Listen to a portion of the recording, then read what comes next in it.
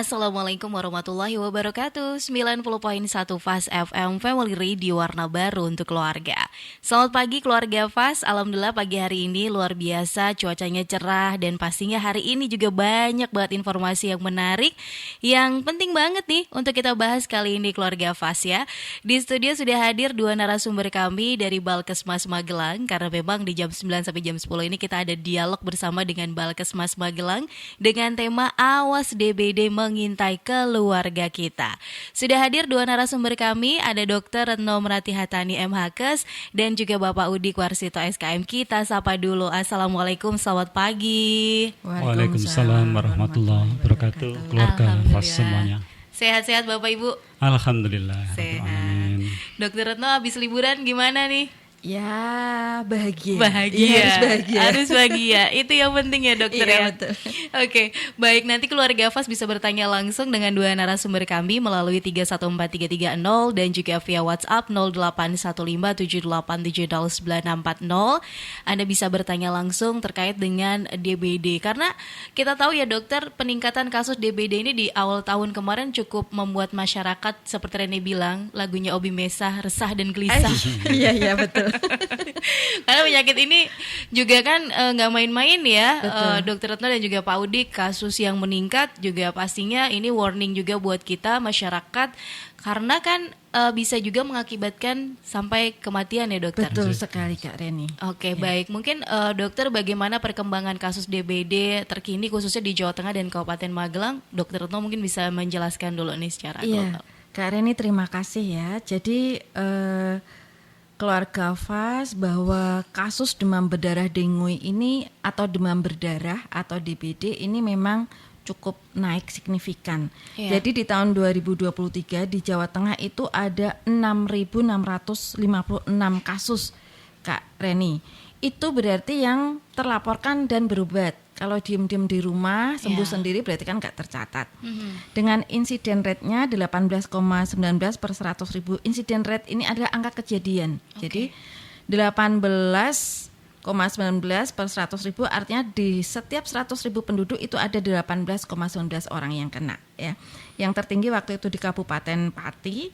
Kemudian di wilayah Balkesmas Magelang itu kan wilayahnya Cilacap, Banyumas, Kebumen, Purbalingga, Purworejo, Kota Magelang dan Kabupaten Magelang itu kasusnya sampai 786 sendiri. Dengan insiden rate-nya 9,21. Memang sih tidak setinggi Jawa Tengah ya.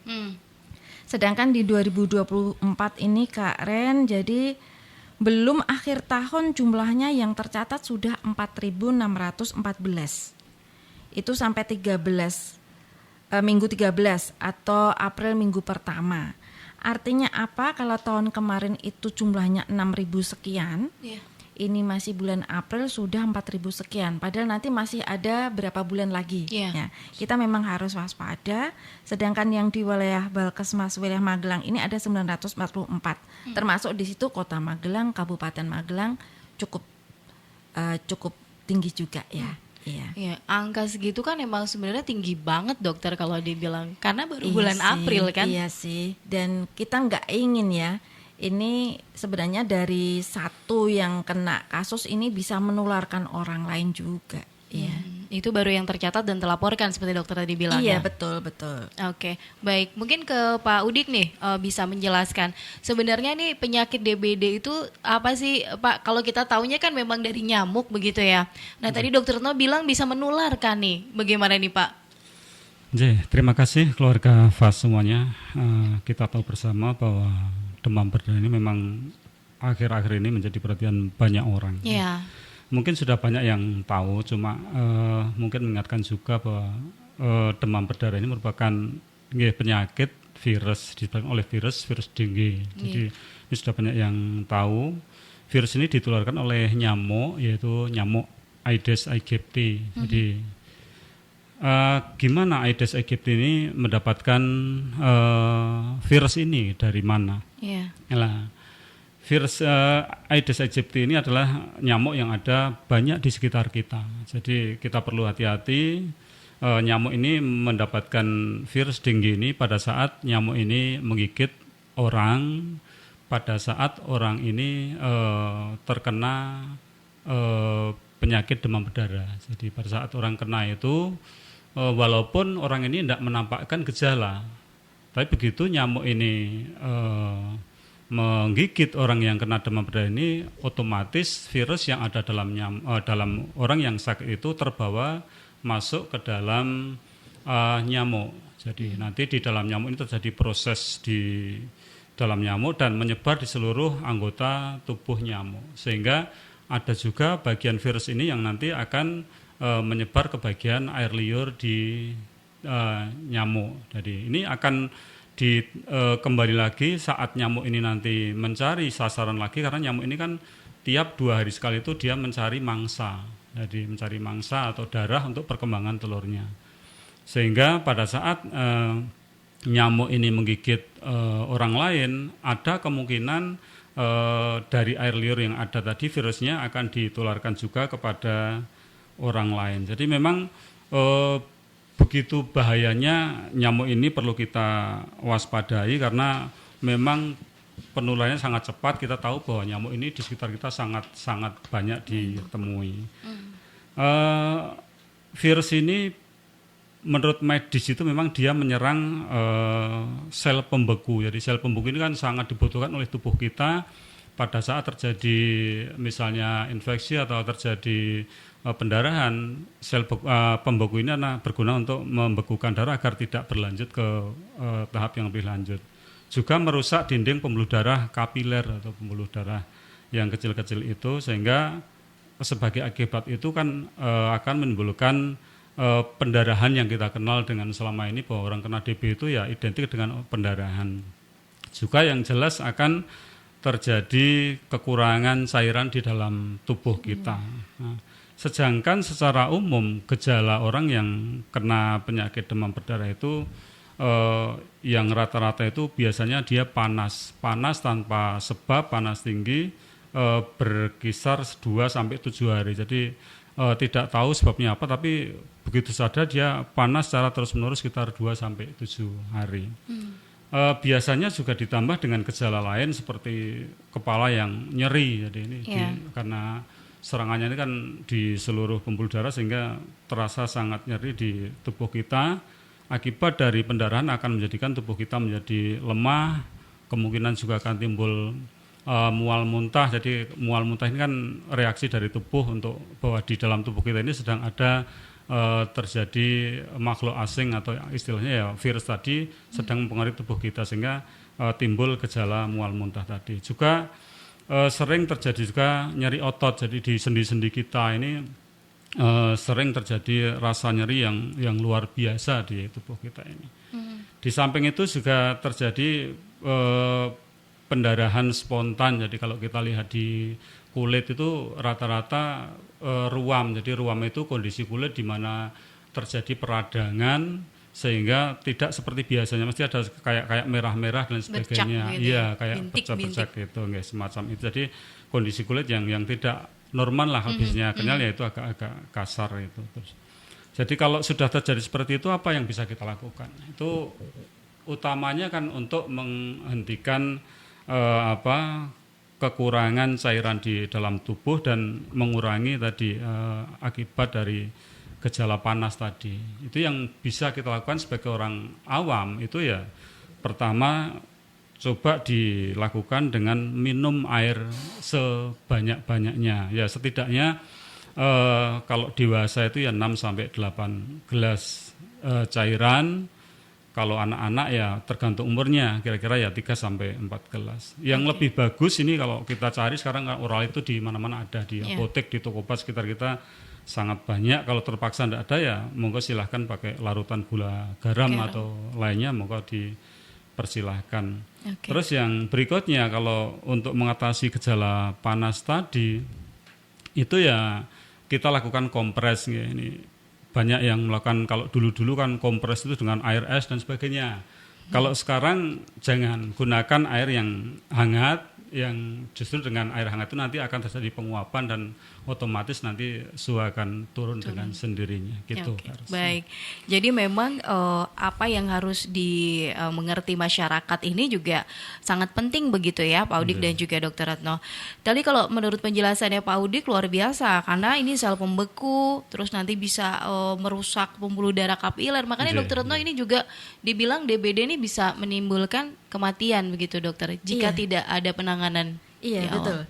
Jadi tadi kan perdarahan itu bisa sampai mimisen, bisa sampai muntah darah, bisa sampai perdarahan di dalam perut sehingga buang air besarnya itu hitam, bisa seperti itu. Bisa juga berupa tadi ruam atau titik-titik kita istilahnya petesia ya, titik-titik di kulit itu yang bintik-bintik, seperti digigit nyamuk tetapi datar, kulitnya datar bisa kehitaman. Nah itu artinya ada pecahnya pembuluh kapiler yang diceritakan Pak Udik tadi. Jadi itu bentuk dari perdarahan. Makanya disebut demam berdarah. Jadi memang pendarahannya di dalam begitu ya, terus jadi menimbulkan bintik tadi. Itu bedainnya gimana sih dokter kalau misalnya kan tadi dokter bilang kayak digigit nyamuk gitu. Betul, ya. Jadi kalau digigit nyamuk seringnya kan hanya di area yang tertutup. Makanya kita mencegahnya diantaranya kan juga dengan memakai baju lengan panjang. Ya. Jadi kalau itu hanya gigitan nyamuk biasanya di area yang terbuka. Kemudian itu biasanya ada jendolanya kan ya Kak. Bentol gitu ya. Bentol. Nah, kalau merahnya digigit nyamuk itu kita pencet, maka itu akan hilang merahnya. Ya, tapi karena kalau perdarahan akibat ini tadi karena rusaknya pembuluh darah yang kecil di ujung, ini kita pencet gitu tetap warnanya di bawah pencetan gitu. tetap itu nggak hilang, gitu titiknya ada tetap. Baik. Jadi itu yang pertama kita harus waspadai ketika mungkin ini terjadi pada anak-anak misalnya saja begitu ya. Dan sebentar dan juga itu terjadi di area yang tertutup Kak. Jadi kalau misalnya di perut selama ini udah pakai kaos, pakai kaos dalam, kok ada bintik-bintiknya lah, itu kemungkinan bukan karena gigitan nyamuk. Ya Allah. Ya jadi memang ini harus waspada, nggak cuma demam aja ya dokter berarti ya. Betul. Iya, tidak hanya itu demam. berarti di tempat-tempat tertutup di tubuh kita begitu. Ya terbuka ya tertutup. Ya, jadi memang itu ada tandanya seperti tadi dokter bilang kalau di bedanya warnanya itu tetap ada, titiknya tetap ada. Itu yang perlu diwaspadai. Baik, nanti keluarga Fas bisa bertanya langsung ataupun memang beberapa pekan kemarin mengalami hal ini gitu ya, hal demikian.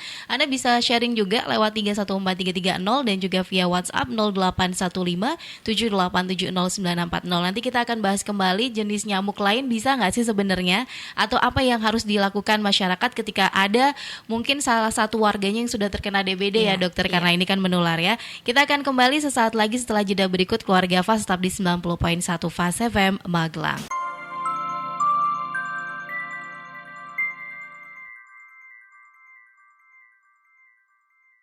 90.1 Fas FM. Untuk Anda keluarga Fas, kembali dialog bersama dengan Balkesmas Magelang. Dan pagi hari ini kita masih membahas tentang awas DBD mengintai keluarga kita.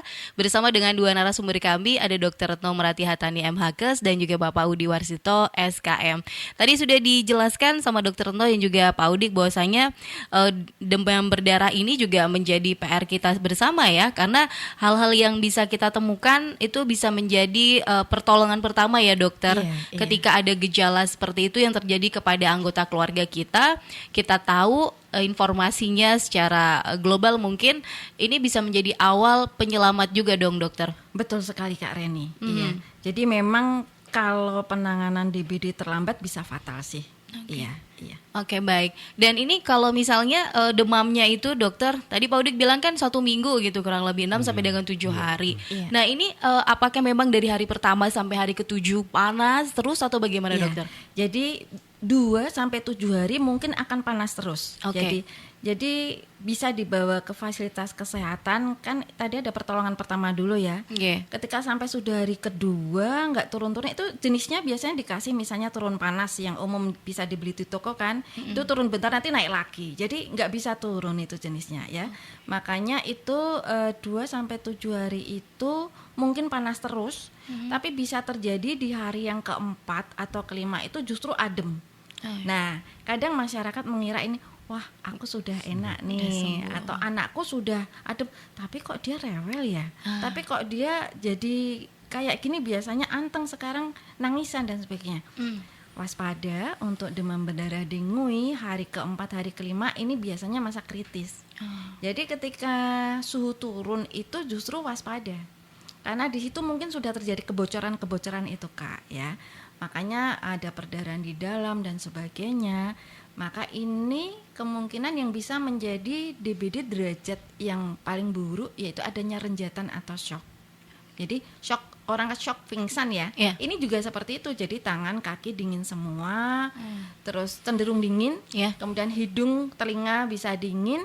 Dan sebenarnya masyarakat ada sih catatannya ya, singkatannya itu CCTVR ya. Waduh. CCTVR. Nah, kalau ketemu anak atau saudara yang hari keempat, kelima ini dingin, dipencet ya, dilihat jari, ujung jarinya, lihat warnanya ya. Kalau warnanya pink biasa itu oke, tapi kalau pucat berarti awas nih, waspada. Kemudian dipencet. Ya. Pencet apabila tidak segera kembali dalam 2 detik, sekitar 2 detik, itu berarti juga waspada ya.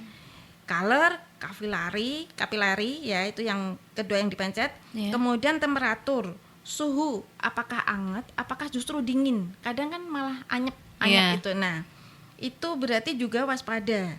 Kemudian pulse ya. Temperatur, pulse volume atau nadi diraba. Tahu ya, kita bisa megang nadi kita di pergelangan itu kan. Yeah. Nah, biasanya ini bisa teraba, ini kok nggak teraba. Nah, kemudian yang R ini ada pulse rate, yaitu detak jantung. Ini kan bisa dipegang dari sini, nadi di pergelangan itu. Dihitung kalau lemah dan sampai 100 kali lebih dari 100 kali, berarti itu juga waspada, Kak. Kemungkinan akan shock itu. Jadi shock pada DBD itu namanya dengue shock syndrome. Ini yang membawa korban biasanya. Jadi harus segera dikasih cairan, minum biasanya sudah nggak mau itu. Yeah. Jadi harus sudah lewat infus. Kalau datang dalam kondisi shock, infus pun mungkin nggak bisa dengan jalan biasa, mungkin harus dibuka dulu sedikit kayak gitu. Oke, baik. Ini lagi-lagi memang dibutuhkan kecerdasan juga bagi masyarakat, di mana ketika ada informasi seperti ini harus cari juga, yang riset juga ya dokter ya. Iya, carilah di Google ya informasi, tetapi pesan saya cari informasi-informasi yang resmi seperti Kementerian Kesehatan, Benar. Puskesmas, rumah sakit atau Balkesmas wilayah Magelang, kan ada Instagramnya lengkap banget Iya, itu. betul sekali. Jadi memang harus detail. Kalau mungkin kita pernah dengar udah namanya DBD itu paling nggak boleh gantungin baju gitu Iya, ya Bu, iya. di dalam kamar gitu Iya. kan. Terus harus bersih-bersih tadi, kuras air di kamar mandi di bak palingan nggak seminggu 2 atau 3 kali gitu kan. Itu secara umum kan ya Iya. dokter. Nah ini kalau kita ngomongin gejalanya lagi nih, balik lagi nih Pak Udi dan juga dokter Retno. Tadi dokter bilang 2-7 hari ini bisa panas terus. Panas, ya. Lalu tuh bintiknya itu munculnya kapan nih dokter? Bisa biasanya? di hari kedua, bisa hari ketiga. Kadang datang ke puskesmas atau Balkesmas atau rumah sakit hari kedua itu belum muncul bintiknya, tapi ada tes yang akan mengeluarkan bintik itu, yang sering disebut rampelit itu ya. Jadi pakai tensimeter biasanya nakesnya itu akan seperti bendung itu loh, Kak. Yeah. Pernah lihat kan di rumah sakit atau puskesmas? Itu untuk mengecek kekuatan dari kapiler. Oke. Kalau ada penyakit ini biasanya kapilernya kan cenderung lemah, maka akan dibendung itu. Sistol diastol dibagi 2, nanti ditahan di sini sekitar 5 menit. Nah, akan sudah itu dibuka, maka akan dilihat di area sekitar 5 cm itu ada berapa titik. Nah, karena aslinya dia kan nggak pecah. Yeah. Ini dibuat supaya kalau dia nggak normal berarti akan banyak yang pecah. Maka kalau di situ dihitung kurang dari 10 jumlahnya itu biasanya normal.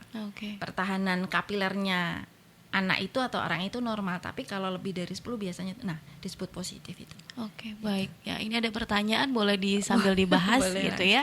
Ini ada selamat siang dari Ibu yang ada di Gerabak. Apakah DBD ini tadi dijelaskan bisa menular begitu Iya. ya? Selain dari nyamuk apalagi nih? Apa bisa ditularkan dari orang ke orang? Monggo. Nggih, izin yang menjawab ya. Jadi selama ini penelitian belum ada. Jadi kalau ada anggota keluarga, kalau hepatitis itu kan piringnya harus Berbeda. sendiri ya, nyucinya juga khusus. Kalau DBD enggak. Selama ini belum ada penelitian yang menyatakan bahwa ini akan tertular dari orang ke orang. Dan kayaknya kalau kita lihat teorinya memang jauh dari hal itu. Iya. Tapi orang ke orang melalui nyamuk, iya, sangat iya. Iya. Oke, baik. Jadi memang harus nyamuknya gigit dulu gitu ya, dokter ya? Iya. Oke, baik. Dan ini juga ada pertanyaan, boleh dong dijelaskan bagaimana dokter kalau membedakan nyamuknya antara nyamuk biasa nih sama nyamuk Aedes aegypti tadi begitu? Oh ya, oke.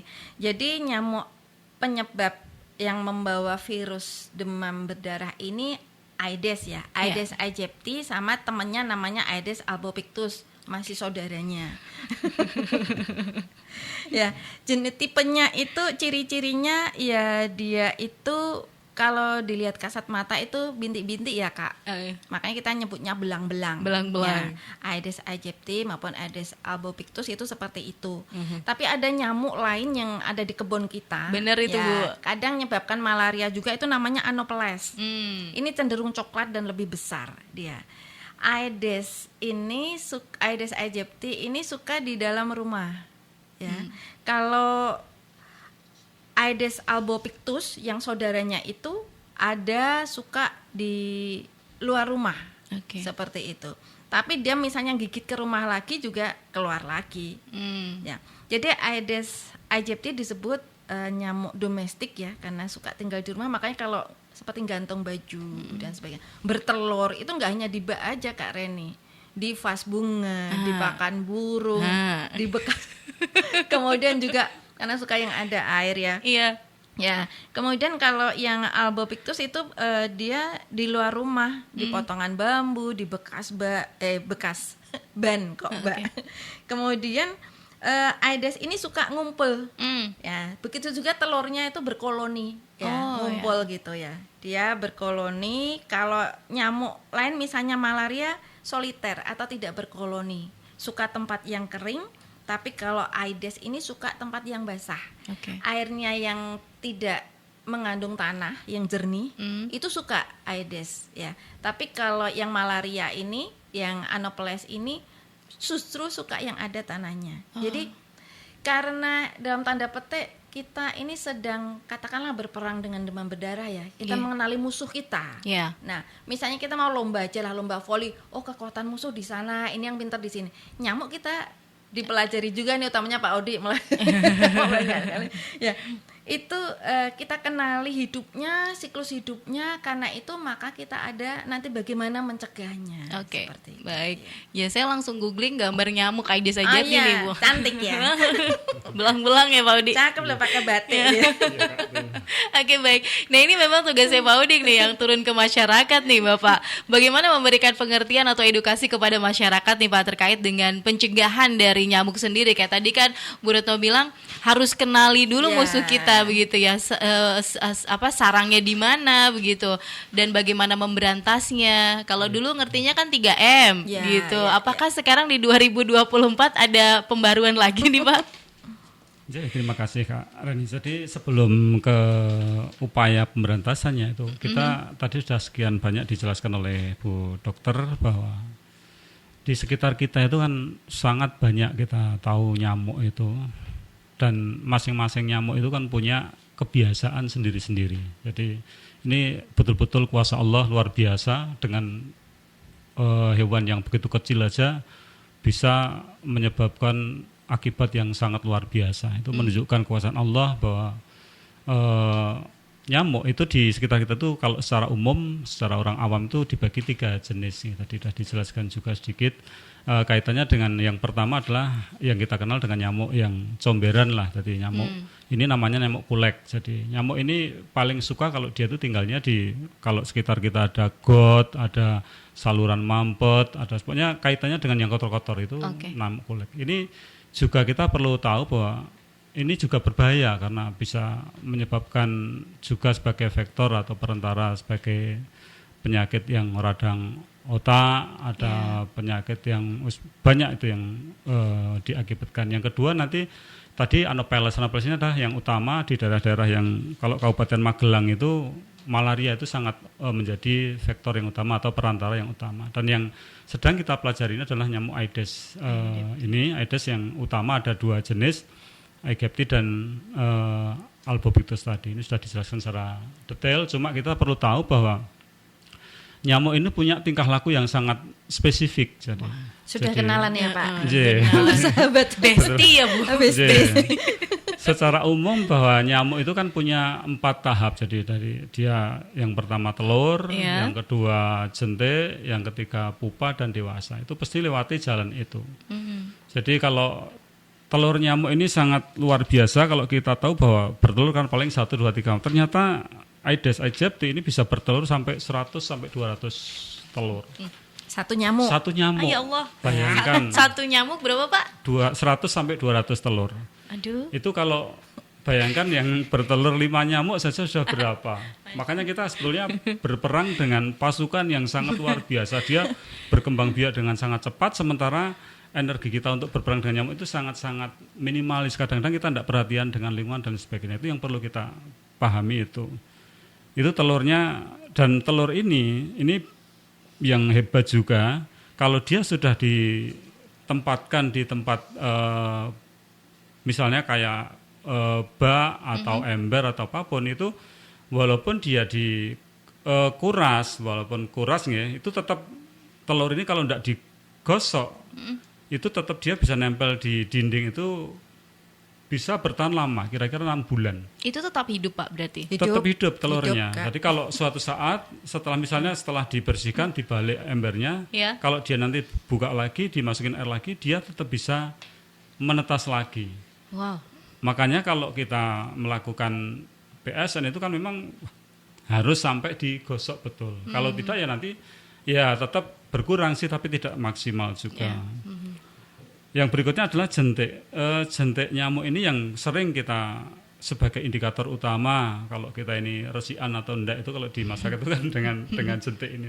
Ini yang bisa secara kasat mata kelihatan oleh kita. Jadi kalau di bak air atau di tempat-tempat air apapun itu, karena non sewu nyamuk ini nih, kita sudah sering melakukan pemeriksaan di sekitar kita, di lingkungan dan lain sebagainya, itu bahwa dengan satu plastik kecil yang dia mungkin kalau volume airnya itu mungkin ya berapa mili lah, sedikit sekali itu aja, apalagi bekas galon-galon yang sisa airnya tidak dibuang secara tuntas, itu bisa masuk ke sana.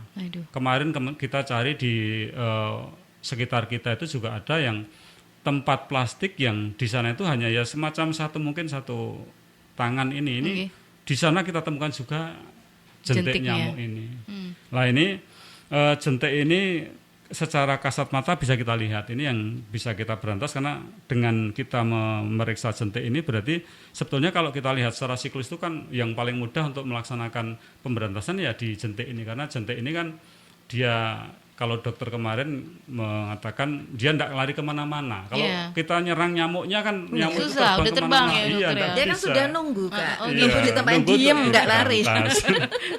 Kalau kita tidak gerak cepat, karena dia di air ini kan hanya sekitar mungkin 6 hari di bak air ini. Kalau dia tidak segera kita berantas ya dia akan segera menjadi dewasa, dia akan punya sayap ya Pak. Iya, dia terbang. akan terbang situ. Berikutnya yang tahap ketiga adalah pupa atau kalau kita tahu ya kepompong lah, kepompong itu. Jadi dia dalam tahap yang tidak tidak makan lah istilahnya, tidak makan, dia melakukan gerak yang agak lamban, dan dalam waktu 2 hari setelah menjadi pupa ini dia akan langsung terbang mencari tempat untuk istirahat sebelum dia ngegigit ke manusia. Terus yang berikutnya adalah untuk nyamuk yang dewasa. Ini yang kita tahu, nyamuk dewasa ini kan selama ini yang jelas dia merugikan kita istilahnya itu ya nyamuk yang betina. Jadi sebetulnya nyamuk juga enggak keliru juga, karena dia sebetulnya menggigit kita.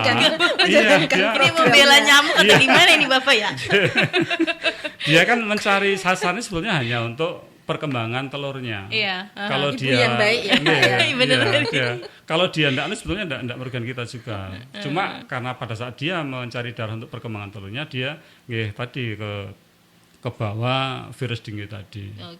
Dan nyamuk ini kalau dilihat tadi sudah disampaikan bahwa secara umum bisa dibedakan dengan nyamuk yang lain. Kalau yang khas dari Aedes aegypti ini adalah ya belang-belang putih lah, putih hitam itu bisa kita lihat secara kasat mata. Kalau yang lainnya, dan khas dari nyamuk ini, dia ini bisa terbang lumayan 100 meter lah, 100 sampai 200. Kecuali kalau misalnya ditambah dengan ada tiupan angin atau mungkin pada saat kakak nanti mungkin ke pasar ikut di mobil lah, dia akan juga jauh lebih jauh pergi ke Fast FM.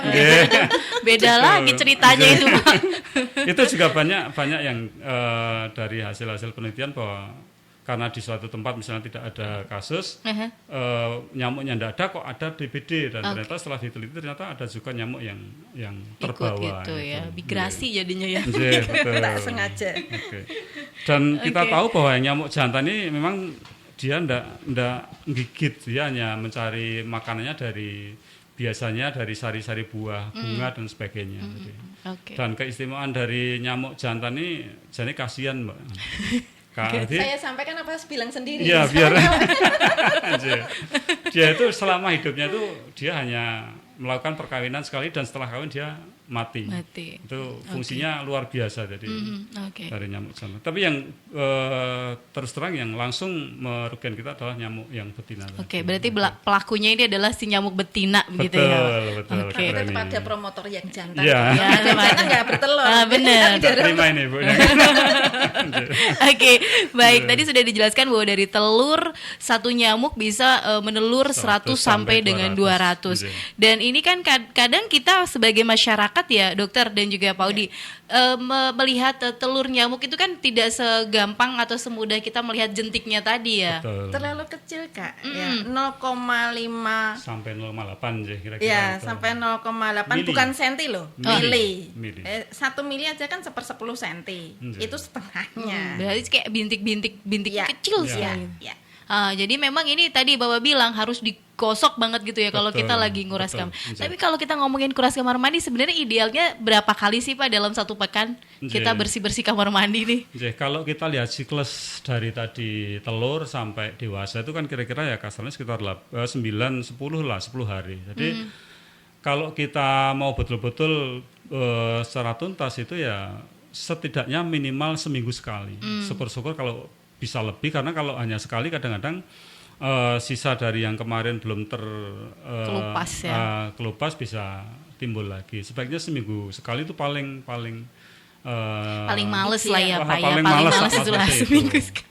Dan ini juga menurut saya tidak bisa kalau kita hanya membersihkan di lingkungan rumah kita sendiri. Jadi memang gerakan ini memang harus secara bersama-sama. Jadi di lingkungan satu RT atau satu RW itu memang harus secara bersama-sama, secara serentak untuk melakukan gerakan PSN yang mungkin nanti akan dibahas lebih lanjut. Oke, baik. Sebelum kita ke gerakan PSN ini dokter dan juga Pak Udik, ada pertanyaan juga nih terkait dengan DBD dari Pak Saleh yang ada di Magelang. Saya punya saudara yang kena DB nih dokter dan opnam. Kata rumah sakit DB-nya sampai ke paru-paru. Ini gambarannya seperti apa sih dokter? Mohon penjelasannya. Terima kasih. Iya. Jadi demam berdarah itu kan tadi sudah disampaikan ada kerusakan pada pembuluh darah. Itu kan sering di laborat, sering yang trombositnya rendah kan gitu kan. Nah, seperti itu.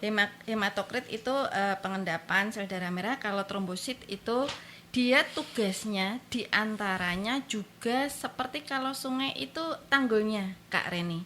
Jadi kalau aliran sungainya itu tanggulnya tidak kuat, dia akan merembes.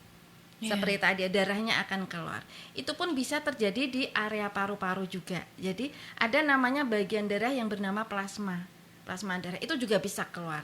Makanya kalau DBD itu bisa ada cairan di paru-paru seperti orang TBC, efusi pleura. Jadi ada cairan di paru-paru, itu juga bisa menyebabkan sesak. Ya, itu terjadinya seperti itu. Iya. Jadi memang ada demikian ada, gitu? Memang iya. Yang kasus berat memang ditambah dengan efusi pleura itu. Oke.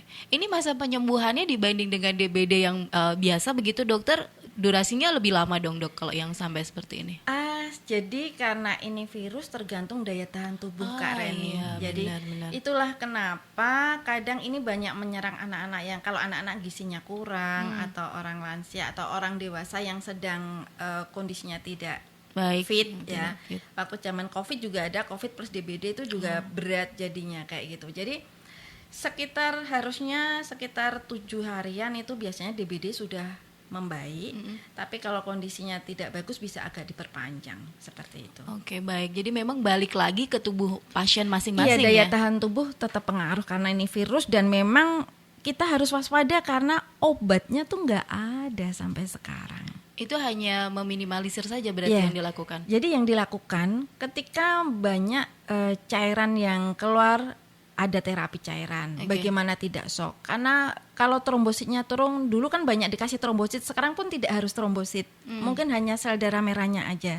Dan kalau dia pusing, obat pusing. Kalau dia ada infeksi lain, tambah antibiotik, seperti itu, Kak. Oke. Iya. Baik, jadi memang ini tubuh kita sendiri yang nantinya akan memperbaiki, istilahnya seperti itu ya, dokter. Iya, tetapi memang karena juga pengetahuan kan dari Yang Maha Kuasa ya. Iya. Di situ petugas-petugas kesehatan pasti kalau menemukan anak atau orang dewasa yang kena DBD sudah stadium kritis, itu pasti juga berupaya dengan yang Maksimal sebaik-baiknya. mungkin. Iya. Iya, baik. Oke, ini tadi dokter juga sempat membahas trombosit. Nah, ini ada pertanyaan juga nih. Apakah pertanyaannya apakah semua DBD harus dirawat? Lalu kemudian bagaimana supaya trombositnya cepat naik nih, dokter, ketika memang sudah terdiagnosa DBD? Ya, jadi satu, tidak semua DBD harus dirawat. Jadi ketika kita datang ke vaskes nanti akan dilihat. Jadi memang dokter, perawat, dan nakes yang lain itu tidak akan ngobati angka ya. Memang di laborat dilihat, oh sekian, tapi juga dilihat kondisi orangnya, kondisi orangnya. Tapi memang ada standar-standar dari WHO, angka-angka trombosit berapa yang dia harus dirawat. Karena itu memang waspada. Jadi satu, memang tidak harus dirawat. Yang kedua, untuk meningkatkan trombosit, kalau dulu kan ada minum jus jambu. Iya, Bu. Trombosit itu kan termasuk bagian dalam pembentukan darah kita ya. Jadi itu trombosit itu kan juga tentaranya kita. Jadi tidak bisa ditambahkan dengan jus jambu. Ya, itu vitamin C aja. Benar. Ya. Nanti tubuh akan memproduksi sendiri. Yang dilakukan di vaskes ketika trombositnya sangat kurang dan di situ sudah ada indikasi untuk diberikan trombosit, maka akan diberikan infus yang isinya hanya trombosit, Kak. Oke. Jadi di darah kita kan ada darah merah, ada darah putih dan sebagainya itu kan, itu disaring, diambil trombositnya aja. Dan tidak, misalnya satu kantong darah itu isinya tidak bisa langsung trombosit memenuhi satu orang, enggak. Jadi satu orang itu bisa butuh sekitar mungkin 16 donor ya kayak gitu ya. Jadi untuk mengambil trombositnya itu bagian sedikit dari darah kita. Oke. Oh, jadi nggak bisa. Kalau dulu kan langsung aja stok tuh jus jambu banyak banget kan, Bu. Boleh, Iya kan, karena itu kan meningkatkan daya tahan daya tubuh, karena iya vitamin benar, C. vitamin C. Iya, oke. Dan biar tubuh Vitamin kita lain. memproduksi Iya. sendiri itu Iya. tadi ya. Oke, itu hanya antisipasi yang bisa kita lakukan begitu ya, Dok. Betul, Tapi kalau betul. dari pihak rumah sakit kan langsung ke poinnya gitu ya. Langsung ke poin, itu pun ada standarnya. Ada Jadi, standarnya. sekarang memang tidak harus semua yang DBD saya minta anak saya dikasih trombosit. Oh, nggak bisa seperti itu. Harus ada juga cek labnya ya, Dokter. Iya. Oke, baik. Jadi memang terjawab sudah. Bahwasanya memang jus jambu ini Baik. benar baik begitu. Tapi tidak serta merta begitu ya, Iya, Dokter iya. ya. Oke, ini juga ada pertanyaan. Mungkin Dokter Retno ataupun Pak Udik bisa menjawab. Apakah ini tadi karena menular begitu ya, kalimat menular ini? Menular, ya. Jadi bikin pertanyaan. Kalau ibu yang menyusui yang menderita DBD nih, apakah bisa menularkan penyakitnya itu pada bayi? Lalu perbedaan demam yang biasa dengan demam pada DBD itu seperti apa dari Mbak Arga di Mertoyudan? Oke. Jadi belum ada penelitian bahwa virus ini bukan ininya ya. Dia belum tidak menular dari ASI. Ya Pak Udi ya. Belum ada penelitian. Nanti coba, terima kasih, ini siapa tahu ada ahlinya nanti. Ya. Perubahan kan bisa. Jadi sekarang kan juga ada vaksinnya juga, Kak. Ada vaksinnya. Jadi itu juga perkembangan pengetahuan. Sampai sekarang belum ada penelitian penularan dari ibu ke anak seperti virus HIV. Kan seperti itu. Oke. Terus Oke, ini demamnya tadi ya yang demamnya. biasa. Ya bedanya seperti tadi, demam yang biasa. Demam itu kan bisa karena infeksi, Ya. kuman, infeksi virus, bisa karena orang dehidrasi itu juga bisa demam, Kak. Jadi kalau demam biasa karena dehidrasi ya kasih cairan, kasih turun panas bisa turun sih, tapi lebih baik kan. Tapi kan kita sering nggak ngerti kan, karena dehidrasi kan apa? Kasih turun panas biasa kan turun. Kalau yang ini itu biasa nggak turun-turun. Ya. 2-7 hari itu tadi. Oke, Iya. baik. Jadi paracetamolnya nggak mempan gitu ya dokter? Paling cuma turun Sebentar, sebentar, naik lagi. iya. Oke, ini yang harus diwaspadai bagi masyarakat ketika tadi dokter di awal juga sempat ngingetin ya, udah panasnya udah turun tapi masih rewel kalau anak-anak gitu Iya, ya. itu hari keempat, hari kelima waspada, hari waspada. Ya. Karena mungkin ngerasain nyeri-nyeri tadi kali ya dok ya. Dan lemes mungkin ya. Jadi nggak enak rasanya gitu ya Pak Udik ya, karena demamnya kan pasti berbeda. Nggih, betul. Oke, baik. Kita break dulu. Satu lagi informasi yang mau lewat untuk Anda keluarga FAS, dipersiapkan Anda yang mau ikut bertanya langsung silakan di 314330 dan juga via WhatsApp 0815787094.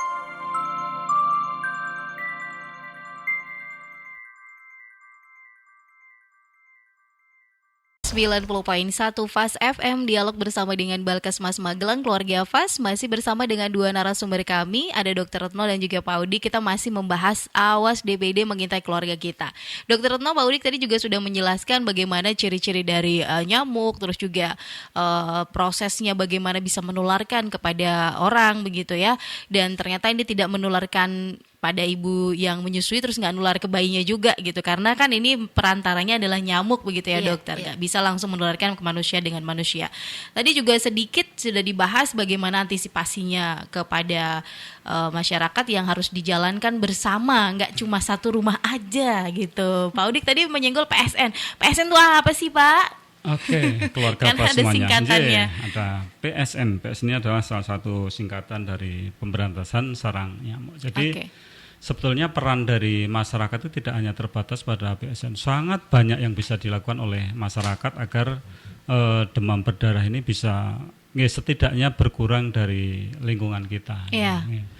Yang pertama adalah kaitannya dengan bahwa informasi ini sangat-sangat penting diperlukan oleh orang-orang kesehatan, bahwa biasanya kan orang kesehatan ini tahu kalau dia sudah masuk ke rumah sakit, ke sarana kesehatan, baru kita tahu datanya sekian-sekian. Padahal kenyataannya sebenarnya di lapangan itu kan mungkin jauh lebih besar dari itu. Maka kita kalau ada tanda-tanda yang sudah disebutkan tadi di depan, kita segera setidaknya memberikan informasi kepada kader atau tenaga kesehatan yang ada di lingkungan masing-masing. Itu informasi awal itu sangat penting digunakan untuk deteksi dini terhadap perkembangan penyakit DBD ini. Yang kedua, PSN tadi. Ini PSN ini menjadi sentral dari bagaimana kita berupaya semaksimal mungkin bisa menuntaskan atau mengurangi semaksimal mungkin adanya penularan demam berdarah. Jadi pemberantasan sarang nyamuk ini adalah sebetulnya hal yang sangat sederhana, bisa dilakukan oleh siapapun. Jadi mulai dari anak-anak sampai orang dewasa, sampai dia mungkin emak-emak atau mungkin takmir masjid juga bisa melakukan PSN ini. Karena sebetulnya yang diperlukan itu sebenarnya keterampilan. Jadi bukan butuh teknologi atau pengetahuan yang tinggi, tidak, cuma keterampilan bagaimana seseorang bisa mendeteksi, wah di tempat sekitar saya itu ada jentik atau tidak. Itu upaya yang paling gampang yang bisa dilakukan oleh kita. Berikutnya adalah penyuluhan nanti. Jadi seperti keluarga FAS sekarang ini yang sudah tahu informasi tentang DBD, apa gejala, bagaimana penularan, bisa ditularkan ke sekitarnya, bisa di kelompok-kelompok RT, bisa di tempat pengajian atau manapun. Monggo silakan bisa ditularkan melalui penyuluhan-penyuluhan yang ada di sekitarnya. Kalau misalnya dari keluarga FAS menginginkan untuk informasi lebih dalam atau materi tentang ini, bisa menghubungi FAS FM atau ke Balkesmas Magelang agar nanti materi-materi yang diperlukan ini nanti bisa kita bagikan ke masyarakat secara umum. Yang berikutnya adalah kita akan lakukan yang namanya PSN tadi. Itu yang utama adalah bagaimana agar di sekitar kita ini tidak sampai terjadi adanya sarang nyamuk. Jadi kita bisa melakukannya yang kita kenal selama ini PSN ini dengan cara 3M+. Jadi 3M+ ini sudah banyak kita kenal di masyarakat. Itu yang pertama, M yang pertama adalah menguras. Tadi menguras ini harus betul-betul, tadi sudah disinggung di depan, tidak sekedar hanya dibuang airnya, tapi betul-betul harus dilakukan dengan penyikatan. Karena kalau tidak disikat ya tadi telur masih menempel, sementara airnya habis, nanti kalau dimasuki air lagi tetap masih memungkinkan nanti kalau kemasukan air bisa menetas lagi. Itu M yang pertama. Yang kedua adalah menutup rapat-rapat dari tempat-tempat yang kira-kira tidak memungkinkan untuk dikoras, ya ditutup. Misalnya biasanya di kampung-kampung kan ada semalang gentong atau ember atau apa, ya kita tutup aja dengan tutup yang semestinya di sekitar itu. Yang ketiga adalah memanfaatkan. Jadi kalau dulu mengubur, tapi kalau sekarang memanfaatkan barang bekas atau yang tidak memungkinkan untuk dihilangkan. Misalnya bekas cat, bekas galon, apa itu didaur ulang sebagai tempat atau sesuatu yang bisa bermanfaat untuk kebutuhan kita sehari-hari. Ya plusnya apa? Lah ini sangat banyak yang bisa kita lakukan di plus ini. Ada yang pokoknya di sekitar kita apapun yang bisa mencegah terjadinya DBD bisa kita lakukan. Misalnya contoh kita di rumah itu sering ngingu burung, bisa ada vas bunga yang diisi air dan sebagainya. Ingat bahwa setiap seminggu sekali sak keset-keset itu harus sudah bisa dilakukan penggantian air tadi. Ini harus dilakukan, karena kalau tidak malah kadang-kadang sampai beranak pinak di vas ini, kadang-kadang sampai sangat-sangat banyak pernah kita temui di tempat itu. Terus atau kalau kita di rumah kadang-kadang ini banyak ventilasi yang kadang-kadang itu tidak ada streamingnya atau itu diupayakan agar setiap rumah itu kalau ada ventilasi ya baik juga sih, tapi harus ditambahkan dengan streaming yang kira-kira itu nyamuk tidak bisa masuk itu. Plus yang lain misalnya dengan kalau kita punya kolah mau dibuang airnya kok eman-eman ya istilahnya itu, ya kita coba cari ikan. Jadi ikan yang bisa kita gunakan itu biasanya akan bisa cupang, bisa nila yang kecil, atau yang kalau lele dumbo ya jangan. Jadi kotor Pak airnya, iya, Pak. Betul, jadi ikan-ikan yang masih dalam tahap kecil gitu. Jadi yang berikutnya adalah menutup lubang-lubang pada potongan bambu atau apapun yang ada di sekitar kita. Bahkan kita juga kemarin temukan di tempat tiang bendera juga bisa kita temui. Di depan rumah itu ada vas bunga juga kita temui banyak seperti itu jentiknya. Terus kita juga bisa gunakan misalnya lotion yang mengusir nyamuk, itu juga bisa digunakan, tidak usah menyebut merek, tapi monggo silahkan bisa gunakan secukupnya. Jangan dalam yang banyak tiap hari, ya jangan. Nah ini yang menarik juga, banyak kita gunakan tanaman pengusir nyamuk. Ini bisa kita gunakan, ada lavender, ada serai, ada kemangi dan lain sebagainya. Itu bisa kita gunakan di lingkungan kita, karena nyamuk ini prinsipnya dia tidak suka pada bau-bau yang menyengat. Jadi tapi ingat pengalaman selama ini kalau kita menempatkan misalnya zodiak juga dia pengusir nyamuk. Kalau kita mau gunakan untuk mengusir nyamuk itu jangan hanya diletakkan saja, tapi sebaiknya kita remas dulu daunnya. Karena gas ini akan keluar kalau diremas daunnya. Aromanya. Betul. Jadi kalau hanya meletakkan saja tanpa diremas, ya dia nyamuk biasanya tetap biasa aja, dikira lalapan malah ya. Gitu. Itu plusnya, dan banyak yang bisa kita lakukan. Intinya bagaimana agar nyamuk tidak kerasan di sekitar kita. Baik. Jadi memang plusnya tadi malah banyak banget ya Pak ya. Betul, dan ini harus membuat kita lebih mengerti lagi bagaimana kita bisa membasmi jentik-jentik yang ada di sekitar, atau mungkin kita membasmi tempat-tempat favorit dari si nyamuk itu ya dokter ya. Baik, ini karena waktunya sudah di penghujung, Dokter Retno bisa kasih closing statement nih Bu Dokter terkait dengan DBD yang ada di sekitar kita. Baik, terima kasih.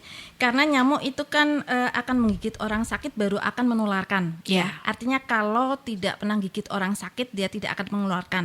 Tapi Kak Ren, ada penelitian terbaru itu ada namanya transovarial. Kalau saya nyamuknya, saya sudah pernah gigit Kak Ren yang positif kena DB. Anak saya, telur saya tanpa dia gigit nanti ternyata sudah bisa nularin. Nah, karena itu musuh kita seperti itu, ayo kita waspada. Dan ternyata di Indonesia itu ada 4 varian. Begitu satu kena, tidak artinya nanti seumur hidup akan kebal, bisa kena varian lain ya.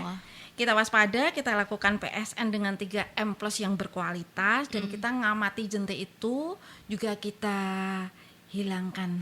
musuh Iya, kita musuh itu kita, ya. iya. Mari kita lakukan PSN dengan serentak, berkesinambungan dan menyeluruh. Benar sekali, itu serentak, berkesinambungan dan menyeluruh. Karena ketika itu tidak dilakukan terus menerus atau continue, itu bisa nanti ada lagi ya dokter ya. Iya, Oke, semoga kasus-kasus DBD yang belakang ini marak begitu ya, dan masif banget beritanya kan ya dokter, ini segera berkurang dengan maunya masyarakat itu untuk bisa lebih bergerak kan, untuk ikut kita membersihkan tempat-tempat yang ada di sekitar. Karena kalau udah bersih kan nyamuknya nggak ada, kita juga yang untung ya dokter Iya, ya. betul. Benar, yang punya kolam ikan nggak worry-worry lagi nih ya Pak ya. Tidak harus Pelihara takut. burung juga nggak khawatir lagi. Iya. Oke deh. Terima kasih Dokter Retno dan juga Pak Udi atas informasinya. Salam sehat selalu. Salam juga untuk rekan-rekan semuanya. Selamat siang. Assalamualaikum. Waalaikumsalam warahmatullahi wabarakatuh. Baik, demikian tadi Keluarga Fas, dialog kita bersama dengan Balkesmas Magelang dengan tema Awas DBD Mengintai Keluarga Kita. Nanti kalau Anda yang kepengen lebih detail lagi menyimak dialog kita, bisa cek nih sosial medianya Fas FM ya, bisa lihat via YouTube ataupun Instagram kami. Nanti kita akan tayangkan kembali nih dialog hari ini. Terima kasih buat yang sudah ikut bergabung. Mohon maaf kalau ada pertanyaan yang belum sempat dibahas. Insya Allah kita ketemu lagi di kesempatan yang lebih baik dan lebih menyenangkan. Reni pamit sementara. Setelah ini kita akan bertemu di Fas Family ya. Terima kasih. Assalamualaikum.